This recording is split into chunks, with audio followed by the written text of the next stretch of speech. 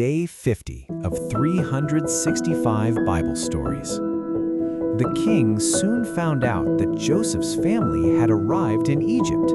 He was pleased and said to Joseph, "Send your brothers back to Canaan. Give them extra wagons for their wives and children. Tell your father not to bring anything, because I will give him the very best Egypt has to offer." So Joseph's brothers returned to Canaan.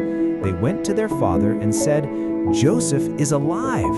He is now a ruler in Egypt." But their father refused to believe them. "It cannot be true," he said. They repeated everything Joseph had told them, but still he doubted. Then several wagons arrived. "Look, father," his son said, "the king sent these for us.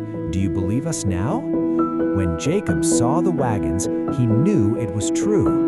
Overcome with emotion, he clapped his hands and cried, "My son Joseph is alive, and I will see him before I die." Join me tomorrow as we continue this journey through the Bible.